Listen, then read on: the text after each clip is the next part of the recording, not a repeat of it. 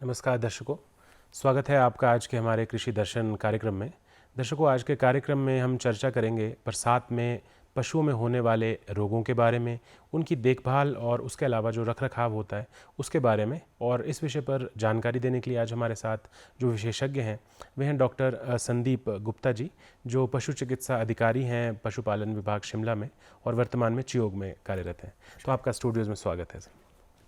जी, तो जैसे हम सर आज के समय में बात कर रहे हैं, बरसात का मौसम है, तो पशुओं में एक स्पेशल टाइप के रखरखाव की ज़रूरत है। तो किस तरह से जो है बीमारियां कौन कौन सी आती हैं और एक जनरल रखरखाव जो है वो कैसा होना चाहिए? देखिए सर, इसको इस तरह से बात करें, हम अगर पूरे ईयर के साल के हिसाब से चलें तो जैसे गर्मी का सीज़न था तो हमने ज़्यादातर बात की एफएमडी के बारे में, फुट एंड माउथ डिजीज़ के बारे में बात की। अब जैसे प्री मानसून और मानसून सीज़न शुरू होता है तो हम बात करते हैं एचएस के बारे में, हेमरेजिक सेप्टिसीमिया और ब्लैक वाटर के बारे में, गलघोटू, जो दो मेन बीमारियां हैं, एचएस जो गलघोटू और ब्लैक वाटर है। इसके अलावा जो बीमारियां और होती हैं ज़्यादातर वो है बहुत ज़्यादा रखरखाव अगर हमारा अच्छा ना हो और कीचड़ वगैरह हो, मॉइस्चर ज़्यादा रहे तो मेस्टाइटिस का रहता है, जो हमारे कॉमन बोलते हैं थन्नीला रोग है ये। फिर इस सीज़न में बहुत ज़्यादा मॉइस्चर और इसकी बारिश होने की वजह से टिक्स का बहुत ज़्यादा रहता है। जैसे हमारे वहाँ तो कूरा बोलते हैं, अलग जगह कोई चीड़न बोलते हैं, कोई पित्थड़ बोलते हैं। इससे होने वाली बीमारियाँ हैं जो बहुत ही डेंजरस और लाइफ थ्रेटनिंग रहती हैं एनिमल्स के लिए। उनमें से आती है एनाप्लाज्मा, थिलेरिया और बबेशियोसिस आती है, ठीक है ना जी। तो ये तीन ये आ गई। इसके साथ हमारे को फीड का ख्याल रखना पड़ता है कि फीड में बिल्कुल नमी ना पड़ने पाए, ठीक है ना जी, और फंगस ना आए, ठीक है। साथ में हमारे को ज़्यादा कीचड़ होने की वजह से, हाउसिंग साफ़ ना होने की वजह से ज़्यादातर एनिमल का पैर जो है गोबर और कीचड़ में रहने की वजह से फुट रॉट होने का बड़ा खतरा रहता है। फुट रॉट होता है तो उसको जैसे हम डिस्कस करें तो आगे पता लगेगा कि हूफ के बीच में स्वेलिंग आएगी, पस पड़ेगी, ठीक है ना। तो ये मेन चीज़ें, मेन बीमारियां जो हम इस समय ये मानते हैं कि जो आप ये मान के जैसे समर से हम चल रहे हैं प्री मानसून और फिर मानसून फेज़ पे जा रहे हैं। तो मानसून फेज़ जैसे बरसात का आ रहा है तो इन चीज़ों का हमारे को विशेषकर ख्याल रखना पड़ेगा। तो जैसे हम मोस्टली देखते हैं सर कि जो बीमारियां होती हैं जनरली, वो एक तरह से अगर हम बोलें कि स्वच्छता में कमी या साफ़ सफाई में कमी की वजह से कहीं ना कहीं होती है। तो साफ़ सफाई का कितना एक रोल है? अगर हम गौशाला की बात करें तो किस तरह से रहनी चाहिए और कैसे जो है पशुपालक मेंटेन उसे करें आज के समय? बहुत ही अच्छा क्वेश्चन है सर। यही मेन क्वेश्चन है जो इन सारी बीमारियां जो हमने डिस्कस की उसका सेंटर पॉइंट यही है। अगर हमारी हाउसिंग ठीक नहीं होगी तो सारी बीमारियों की जड़ वहीं से है जी। हाउसिंग का क्लियर सिस्टम है सर। बारिश बहुत ज़्यादा हो रही है तो जैसे हमारी गौशाला, उसमें ड्रेनेज हो कि बारिश ऊपर से पड़े और साइड से निकल जाए, अंदर ना जाए। वेंटिलेशन का पॉइंट ऑफ व्यू रखना है हमारे को। गौशाला में क्रॉस वेंटिलेशन होनी चाहिए। जैसे बीच में एनिमल है, उस तरफ दीवार है तो उधर विंडो होनी चाहिए, इस तरफ विंडो होनी, क्रॉस वेंटिलेशन होनी जरूरी है, ठीक है जी। जैसे एनिमल हमारा सेंटर में खड़ा है तो आगे खुरली होनी चाहिए, मतलब हम उसको मेंजर बोलते हैं, खुरली, जिसमें हमारा फीड और घास रहता है। अब एनिमल घास खाएगा या फीड खाएगा तो इधर उधर फेंकेगा, तो उससे ना गड़बड़ हो तो मेंजर बनाते हैं, इसको खुरली बोलते हैं। स्लांटिंग ऐसे होना चाहिए, ऐसे एनिमल खड़ा होना चाहिए ताकि जो भी गोबर करे, पेशाब करे, वो स्लांट होके नालियों में चले जाए, ठीक है ना जी। क्रॉस वेंटिलेशन, सनी होना बहुत ज़रूरी है जी, ठीक है। ड्रेनेज जो प्रॉपर हो जाए, बारिश आए ऊपर से साइड से निकल जाए, ठीक है ना जी। और स्लोपिंग हो और गोबर बिल्कुल ना टिके और हमारा पेशाब बिल्कुल ना टिके, मतलब जैसे ही गोबर और वो पेशाब करें एनिमल तो वो सीधा स्लांटिंग वे से नीचे नालियों की तरफ चल जाए। एक मेन चीज़ अभी सर और ऐड हुई है, जैसे हम लोगों ने देखा है कि हमारा फ्लोर होना चाहिए कच्चा पक्का फ्लोर, पर लोगों ने क्या किया है कि विद द डेवलपमेंट में सीमेंटेड फ्लोर्स बना लिए हैं, जो एक टफ़ हो गया है एनिमल के लिए जी। क्लीनिंग वाइज तो बड़े अच्छे हैं सर आप देखा जाए, पर टफ़ इन द सेंस है कि एनिमल के लिए स्ट्रेस है उसमें उठना बैठना।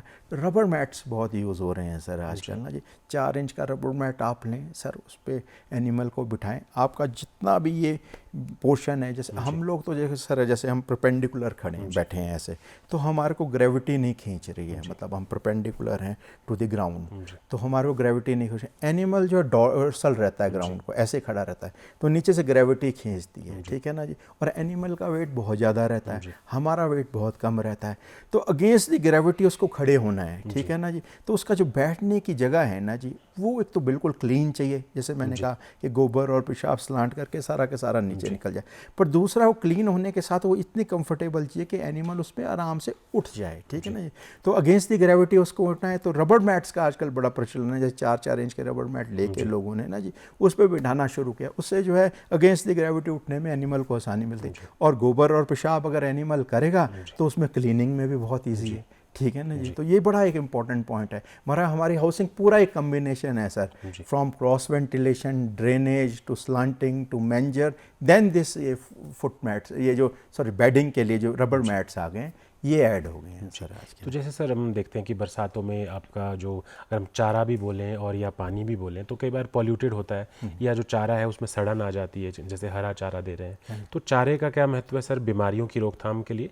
और अगर हम जल की बात करें तो वो दूषित जल जो है वो किस तरह से एक रोल निभाता है और किस तरह की बीमारियाँ जो है पशु को अटैक कर सकती हैं? सर इनको तीनों चीज़ों को ले लेते हैं साथ में ना, फीड को ले लेते हैं सर, घास को, चारे को ले लेते हैं और वाटर को ले लेते हैं। अब देखिए सर फीड का क्या सिस्टम है कि फीड एनिमल जो ओनर खरीदते हैं, ठीक है ना, कुछ मार्केट से खरीदते हैं, अपनी पसंद है और उनकी पसंद भी नहीं है, एनिमल की पैलेटेबिलिटी है जो उसको पसंद है। हम प्रेफर करते हैं कि ओनर खुद ही फीड बनाए। जैसे 2 kg की अगर फीड बना रहे हैं तो हम कहते हैं कि 1/3 इसमें जो है वो खल होनी चाहिए, खल कोई भी हो, चाहे बिनौले की हो, मूंगफली की हो, सरसों की हो। 1/3 हमारा दाना होना चाहिए, चाहे ग्रेन हो, ज्वार हो, जो भी है, मक्की है, ठीक है ना। 1/3 हमारी चोखर होनी चाहिए, ठीक है ना। 2 kg की फीड में ये 1/3 हो गया, ठीक है जी। 50 ग्राम गुड़ और 2 चम्मच नमक, ठीक है ना। इसके अलावा हम ऐड करते हैं सर मिनरल मिक्सचर, खनिज मिश्रण जिसको बोलते हैं, और कैल्शियम ऐड करते हैं। अब फीड रखनी कैसे है सर, बड़े इंपॉर्टेंट है। फीड को जैसे आप अपने आप बना रहे हैं तो तीनों पार्ट्स को चाहे आप अलग अलग रख लें, जब देनी है उसी समय फ्रेश बनाएं और आप उसमें क्या बोलते हैं ये तीनों इंग्रेडिएंट डाल के गुड़ और क्या बोलते हैं नमक डालें, ठीक है ना। अब क्या है, जो किसान भाई जो है जैसे बाज़ार से ख़रीद के लाते हैं सपोज कर, तो उसको ऐसे कंटेनर में रखें जिसमें मॉइस्चर ना पड़े सर। आपको पता है मॉइस्चर पड़ेगा, फंगस की ग्रोथ होगी, फंगस की ग्रोथ होगी, एनिमल खाएगा, टॉक्सिन्स प्रोड्यूस होंगे और जानलेवा रहते हैं सर फिर ये टॉक्सिन। तो फीड का हमारा ये है कि पहले तो अपने आप बनाएं सर, कोशिश करें। नहीं बना पा रहे हैं, जो बाज़ार से ख़रीद रहे हैं उसको बिल्कुल अच्छी तरह से जिस कंटेनर में रखें वो मॉइस्चर फ्री रखें और बिल्कुल क्लीन रखें, और देते समय चेक कर लें कि अगर मॉइस्चर आया है, फंगस आया तो उसको फीड को निकाल दें। चारे की बात करें हम सर, इस समय मानसून सीज़न है, ग्रीनरी है, हर तरह का चारा अवेलेबल है।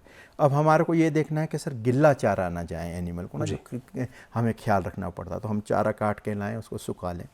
फिर चाफ कटर सर आज की डेट में हर घर में है, हरे चारे को काटें, छोटे छोटे पीसेस करें, सूखे चारे को काटें, हरा और सूखा चारा मिक्स करें, ठीक है ना जी। और हरा चारा जो है वो गिल्ला नहीं होना चाहिए। तो ये आपने मेन ख्याल रखना, क्योंकि अगर गिल्ला चारा खिलाएंगे तो फिर बीमारी का वो रहता है। तीसरा हम करें पानी का, अगर पानी का हमारा क्वालिटी ठीक नहीं होगी, एक तो पहले ही हरा घास अवेलेबल है, आप देखेंगे कि जैसे डाइट हमारे पूरे साल में शिफ्ट होती है ना, एनिमल की मार्च से शुरू होती है, तो इस समय घास बहुत ज़्यादा अवेलेबल है, तो गोबर जो होता है ना ये पतला होता है जी। आप देखेंगे बहुत ज़्यादा हरा चारा मिलने की वजह से पतला रहता है। उसके ऊपर अगर आप दूषित पानी देंगे तो डायरिया लगने का पूरा चांस है। तो आप ऐसा करें कि बिल्कुल साफ़ पानी दें, ठीक है ना जी। अगर बहुत ज़्यादा ठंडा एरिया हमारा है तो थोड़ा आप क्या बोलते हैं उसको गर्म कर लें, गुनगुना दे दें, पर आप बिल्कुल क्लीन दें, क्योंकि हरा चारा वैसे ही हमारा बहुत ज़्यादा अवेलेबल है इस समय। ऊपर से अगर दूषित पानी हो तो डायरिया लगने का बड़ा खतरा रहता है सर, और डायरिया भी फिर आगे आगे डेंजरस होना शुरू हो जाता है सर। तो जैसे रोगों की आपने बात की कि इस समय रोग जो है इंसिडेंस ज़्यादा देखा जाता है, तो अगर हम रोगों की बात करें तो अगर हम जो किसान है या जो पशुपालक है वो कैसे पता चले उसे कि भाई जो उसका पशु है वो एक्चुअली बीमार हो गया या किसी रोग से वो ग्रसित हो गया? तो कुछ प्रिलिमिनरी सिम्टम्स हैं जो अलग अलग रोगों में देखने को मिलते हैं? बिल्कुल सर, जैसे हम FMD के बारे में डिस्कस करते, मार्च अप्रैल में बात कर रहे थे, तो उसमें छाले पड़ रहे थे मुंह में, ठीक है ना जी, और लार आ रही थी। अब यहाँ हमारा मानसून सीज़न है तो हमें तैयारी रखनी पड़ेगी HS और BQ के इन्फेक्शन की। HS को बोलते हैं हेमरेजिक सेप्टिसीमिया, बैक्टीरियल डिजीज़ है सर। इसमें सिम्टम क्या रहते हैं? Very high rise in temperature, 104 से 106 डिग्री के करीब टेम्परेचर है। नेज़ल डिस्चार्ज होगा, नाक से बहुत पानी लगेगा, मुंह से डिस्चार्ज निकलेगा, गलघोटू बोलते हैं इसको, मतलब गले की चोकिंग हो जाएगी, ठीक है, बिल्कुल इंस्टेंट चोकिंग होती है सर इसकी। और ये जो बीमारी है ये एफएमडी के साथ कोइंसाइड करती है। बड़ा खतरनाक ये कम्बिनेशन है इनका कि सबसे पहले एफएमडी पकड़ेगी एनिमल को, ठीक है ना जी, और जैसे ही इम्यूनिटी डाउन होगी वैसे ही एचएस पकड़ लेगी, गलगोटू, और निमोनिया हो जाएगा, ठीक है ना जी। तो वही सिम्टम है, ओनर को ख्याल रखना है कि बहुत ज़्यादा हाई राइज इन टेम्परेचर है, नाक से आ रहा है पानी, मुंह से पानी आ रहा है, गले की चोकिंग हो रही है और निमोनिया हो रहा है। निमोनिया आराम से पता लग जाता है, नाक से पानी आना। और ब्लैक वाटर की हम बात करें उसमें भी जी हाई राइज इन टेम्परेचर रहता है, 104 से 106 डिग्री टेम्परेचर रहेगा। उसमें थाई मसल्स जो है ना जी, हमारी थाई मसल्स, उसमें इन्फेक्शन रहती है जी। तो जैसे आप थाई की मसल्स को टच करेंगे ना जी, हाथ लगाएंगे तो क्रिप्टेटिंग आवाज़ आती है, क्रिप्टेटिंग आवाज़ आती है, स्पेसिफिक आवाज़ है crepitating, very high rise in temperature and crepitating sound in thighs. तो वो आप समझ जाइए कि वो ब्लैक वाटर को इफेक्ट कर रही है। अगर एचएस का आपका है तो गले की चोकिंग हो रही है, high rise in temperature, nasal discharge है, माउथ से डिस्चार्ज है और निमोनिया है। और सर ये दोनों ही बड़ी ज़बरदस्त जानलेवा बीमारी है। मतलब जानलेवा इन द सेंस है कि हमारे आउटब्रेक हुई थी एक बार, 2-3 आउटब्रेक्स में देख चुका हूँ। तो जैसे हम एफएमडी का पता लगा, एफएमडी थोड़ी रिस्ट्रिक्टेड आउटब्रेक रहती है, जैसे ही वो एचएस से कोइंसाइड हुई तो विद इन 1 डेज, मतलब एक घर दूसरा घर, नियर बाय सोसाइटी में, नियर बाय घरों के आसपास कंटिन्यूस कोलैप्स, 1 2 3 4, मतलब 25-35 एनिमल एकदम से कोलैप्स हो गए, जब तक हम समझ पाएँ कि क्या हो रहा है। तो मतलब दे आर हाईली स्प्रेडफुल हैं, बहुत जल्दी स्प्रेड करती हैं और हाईली डेंजरस हैं, ड्रेडफुल डिजीजेज हैं सर ये दोनों। जैसे आपने सर मेस्टाइटिस की बात की, जो थनैला रोग है, वो किस तरह से होता है सर, और उससे बचाव के लिए क्या करना चाहिए सर? ये बड़ा ही इंपॉर्टेंट रहता है बरसात के सीज़न में ना जी, क्योंकि ये तो आ गई महामारियाँ टाइप ना जी, जो आ गई। अब ये मैनेजमेंटल है, मेस्टाइटिस है जी। अगर हमारा, जैसे हमने हाउसिंग को पूरा डिस्कस किया अभी आपके साथ पूरा, अगर हमारी हाउसिंग क्लीन नहीं है तो क्या है, जैसे एनिमल बैठेगा, गोबर होगा तो वो गोबर जो है उसे टीट्स पे लगेगा, थनों में लगेगा। तो हमारी मिल्किंग होती है, फुल हैंड मिल्किंग होती है सर। तो जैसे हम फुल हैंड मिल्किंग करते हैं, दूध नीचे को निकालते हैं तो इन्फेक्शन अंदर को जाता है, तो मेस्टाइटिस उसी इन्फेक्शन से होता है। हाँ जी। तो इसमें हमारे को ख्याल रखना पड़ता है कि सबसे पहले हमारे हाथ बिल्कुल साफ़ हों, जो हमारे बर्तन बिल्कुल साफ़ हों, एनिमल का आर्डर बिल्कुल क्लीन हो, ठीक है ना। साफ़ सफाई का यहाँ रोल आ गया, जो हाउसिंग की बात हो गई। ये तीनों चीज़ें अगर हमारी साफ़ हैं तो नहीं होगा। वंस एक बार आपका, और जैसे जहाँ एनिमल बैठ रहा है ना सर, वहाँ पे आप उसके थनों के नीचे बोरी वगैरह रखते हैं, साफ़ क्लीन बोरी रखते हैं, ताकि जो उसका थन जो है धरती, जब बैठेगा एनिमल रिलैक्स होकर बैठेगा तो थन जो है धरती को टच करेंगे। वहाँ गोबर होगा तो मैंने बताया कि फुल हैंड मिल्किंग होती है, जैसे आप मिल्क निकालेंगे तो इन्फेक्शन अंदर को जानी शुरू होती है। मेमोरी टिश्यू जो है उसकी ग्रोथ बड़ी फास्ट है, जैसे ये जब तक वो बाहर है इन्फेक्शन तब तक वो उसको तंग नहीं करेगी, पर जैसे वो इन्फेक्शन अंदर जाएगी, मेमोरी टिश्यू की ग्रोथ एकदम से बड़ी फास्ट है। तो इसमें रोकथाम जो आप पॉइंट कह रहे हैं ना, बड़ा इंपॉर्टेंट है। पहले हम क्या करते हैं, इन्फेक्शन हो गई, फिर हम दूध चेक करते हैं, ये ओनर की कंप्लेंट आती है, ये दूध फटना शुरू हो गया, हम पीएच पेपर से चेक करते हैं कि पीएच पेपर से हमें पता लग जाता है कि ये मेस्टाइटिस है, ठीक है ना। और भी टेस्ट होते हैं, पर रैंडमली ऑन द स्पॉट हमारे को उसी पे ट्रस्ट करना पड़ता है, और दूध फटना शुरू हो गया जी, हम बोल देते हैं कि मेस्टाइटिस हो गया। अब इसका मेमोरी टिश्यू की ग्रोथ बड़ी तेज़ होती है। अगर हम लैब तक सैंपल भेजेंगे और लैब की रिपोर्ट आने का वेट करेंगे, तब तो मेमोरी टिश्यू इतना फास्टली ग्रो हो जाएगा कि अडर और टीट्स को बिल्कुल इन्फेक्ट कर देगा, मतलब इतना डैमेज कर देगा कि रिपेयर करने लायक रहेगा नहीं। तो हम क्या करते हैं, फर्स्ट इंस्टांस में जैसे हमें पता लगा इसमें ग्राम नेगेटिव और ग्राम पॉजिटिव बैक्टीरिया का होता है सर, जो कि लैब ही क्लियर कर पाती है। थंब रूल ये रहता है कि अगर आप ग्राम पॉजिटिव की ट्रीटमेंट मांग रहे हैं तो आपने इंट्रा मेमोरी वो दवाई डालनी है और इंट्रा मस्कुलर वो लगानी है, जो बैक्टीरिया या तो स्टैटिक होंगी या साइडल होंगी, साइड मतलब एक जैसी।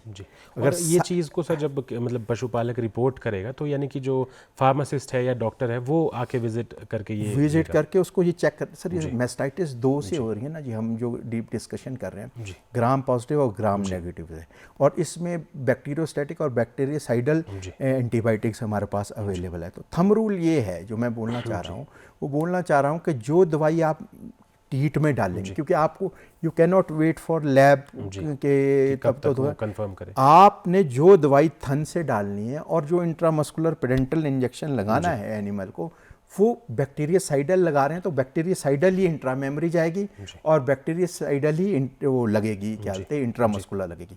अगर आप बैक्टीरियोस्टैटिक लगा रहे हैं तो बैक्टीरियोस्टैटिक ही आपकी इंट्रामेमरी जाएगी और बैक्टीरियोस्टैटिक ही इंट्रामस्कुलर। क्रॉस कनेक्शन नहीं करेंगे कि इंट्रामेमरी आपने डाल दी बैक्टीरियासाइडल जी देख के कि वहाँ पे जो अवेलेबल है वो डाल दी और इंट्रामस्कुलर लगा दी बैक्टीरियोस्टैटिक, तो दोनों एक दूसरे के एक्शन को रोक देंगे।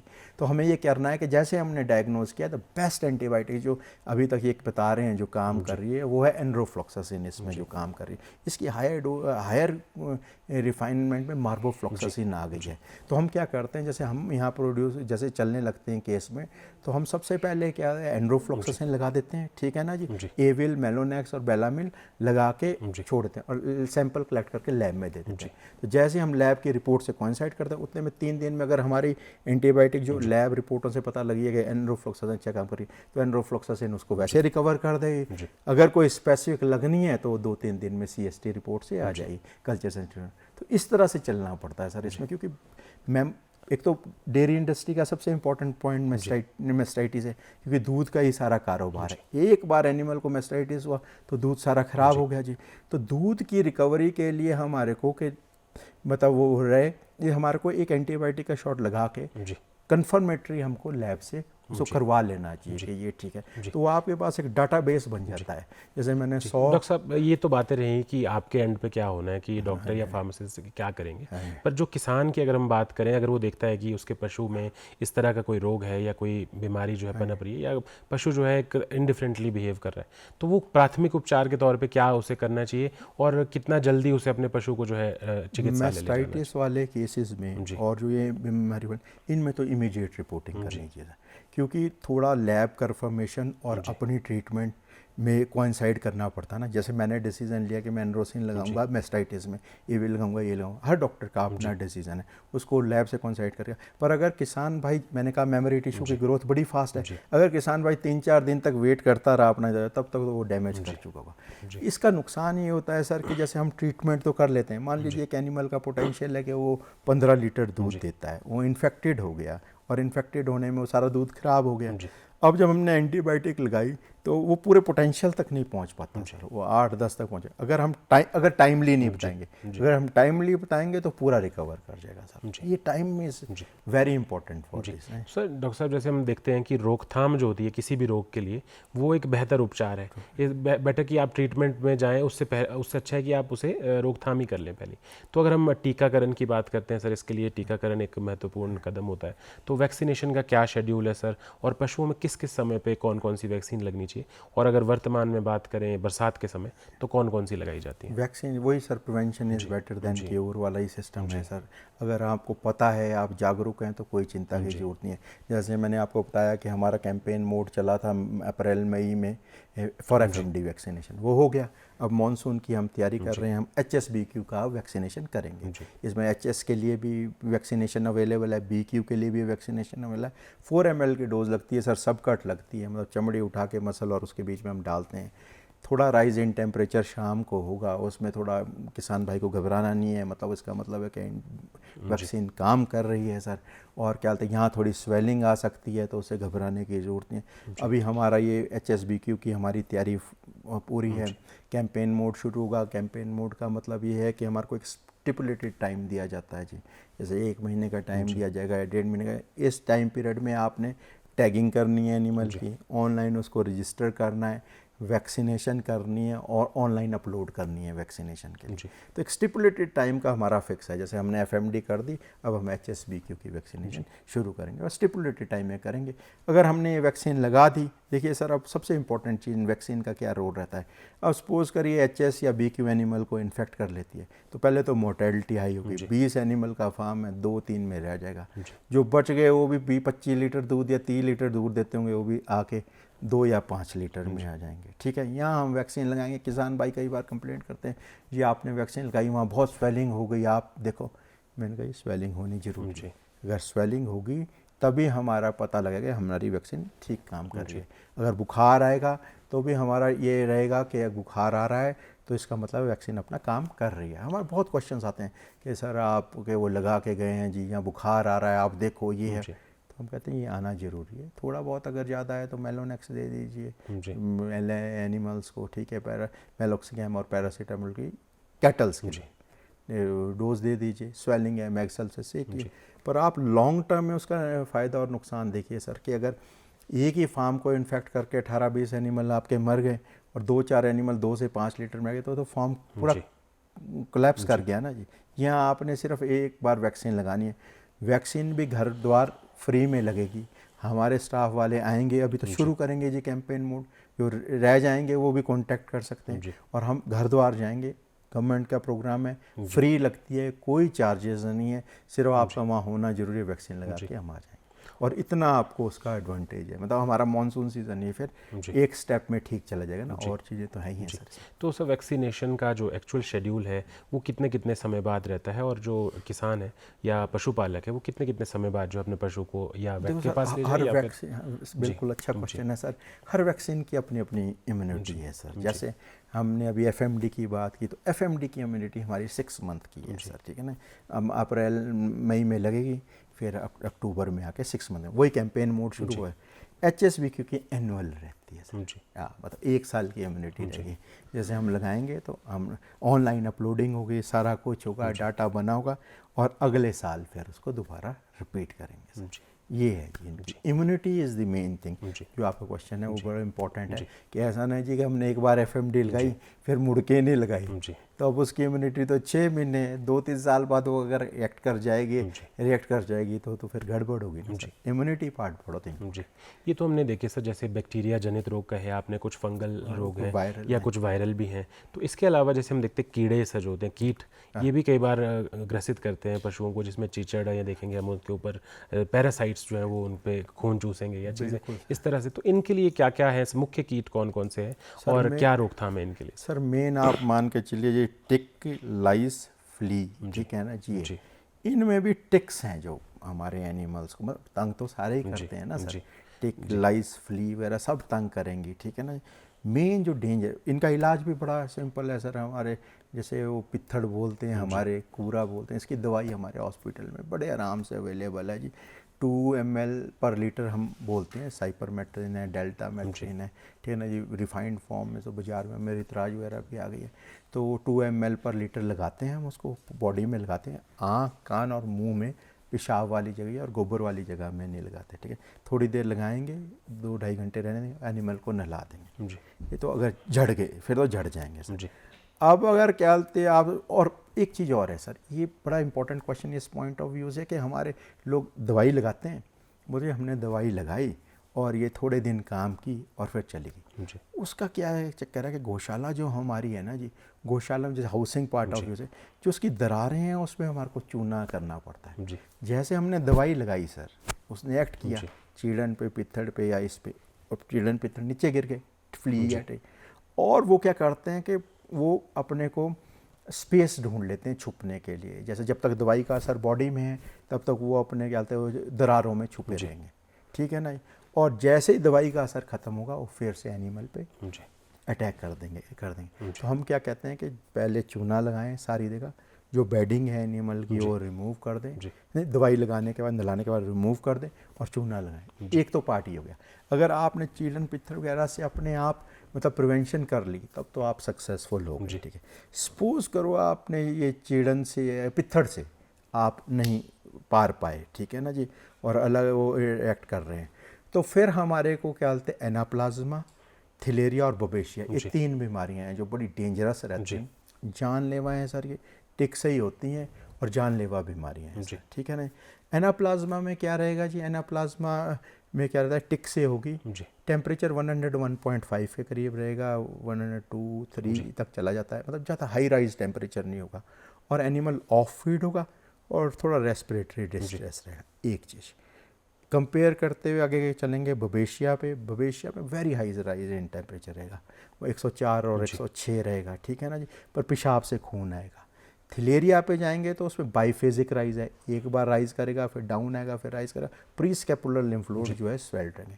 तीनों भी बड़ी डेंजरस बीमारियाँ और अलग अलग इनकी दवाइयाँ हैं। जैसे एनाप्लाज्मा के लिए आप मान लें ऑक्सीटेट्रासाइक्लिन है, थिलेरिया के लिए आपके लिए बुपारवाकिनोन है, और बबेशिया के लिए डायमिनाजिन एसिट्रेट है। तो ये तीनों अलग बीमारियां और तीनों डायग्नोज करनी बड़ी टफ हो जाती है टिक्स के साथ। जी, और जाहिर सी बात है सर कि गंभीर जो हैं ये रोग हैं पशुओं में, और इसके लिए जो ट्रीटमेंट है वो जो हमारे पशुपालक भाई हैं वो समय समय पर जो है अपनी वेटनरी हॉस्पिटल को करते रहें विज़िट। उसके अलावा आप क्या संदेश देते हैं सर हमारे पशुपालकों को कि वो क्या क्या चीज़ों का ध्यान रखें इस समय में बरसात में, ताकि उनका पशु जो है वो ज़्यादा बीमार ना पड़े? हमने लगभग सारा टॉपिक क्लियर कर लिया है ना जी, हाउसिंग से लेके सब कुछ कर। एक डिवॉर्मिंग के बारे में मैं बोलना चाहूँगा। जैसे प्री मानसून सीजन शुरू हुआ तो हमें पेट के कीड़ों की दवाइयाँ खिला देनी चाहिए।